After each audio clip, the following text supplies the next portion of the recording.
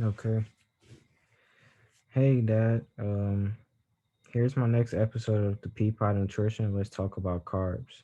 Um, for this Peapod, we're going to be talking about the carbs and whole grain, and I'm going to get more into it based off more slides that we get into.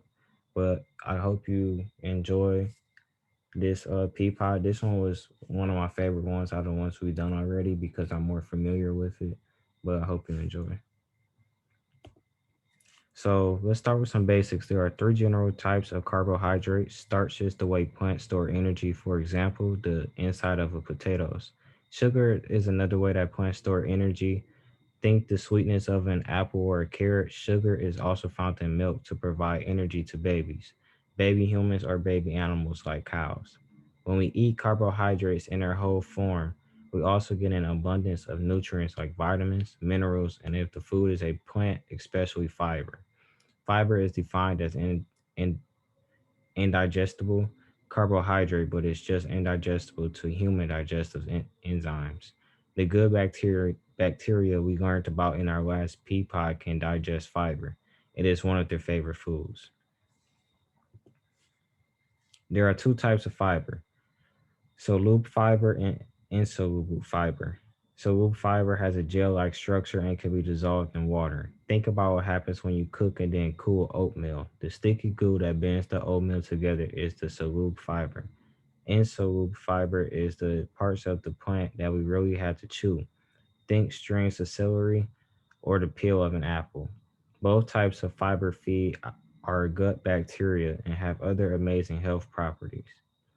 As they say in pharmaceutical commercials, side effects include lower blood cholesterol, lower blood sugar, lower risk for cardiovascular disease, cancer, diabetes, constipation, hemorrhoids, and give the small and large intestines a muscle building workout. Fiber is only found in whole plant foods. When foods are refined or processed, they usually take the fiber out. Let's take a look at an example of a grain or seed, for example, a wheat seed or a rye seed. Grains are what we grind up to make our flour for bread, cookies, muffins, and etc. Whole grains or seeds have three parts. Remember that the seed is good food for us, but the main purpose of the seed is to grow a plant. So each part of the grain is helpful for growing plant. There is the bran, which is the outer shell made of fiber. It protects the seed and also has vitamins and minerals that the plant needs to grow. Next is the germ. This is a little package of nutrition for the baby plant. Last is the endosperm. This is made of starch. It is super important for the little plant because it provides energy and protein for the plant to grow when the seed is still underground and not yet exposed to sunlight.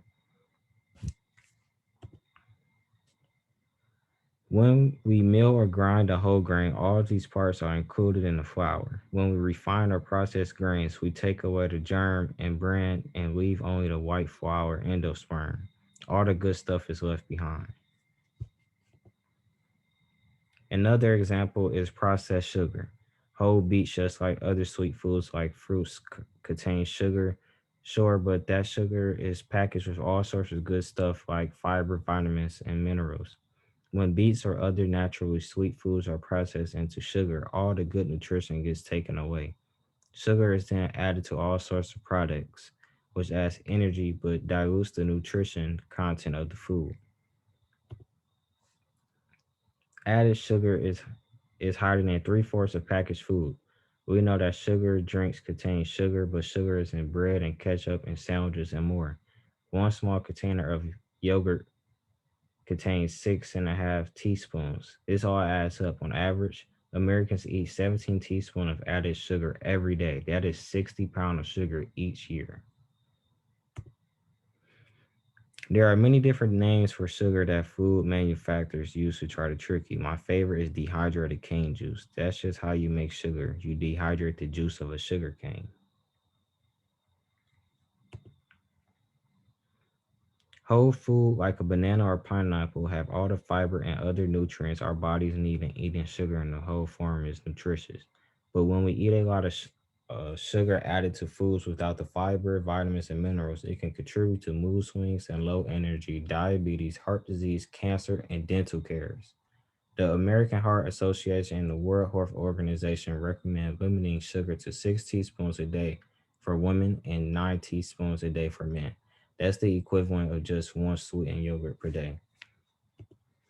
I hope after hearing some of these facts that you guys really take in all the things I'm telling you to try to take care of your body, including myself.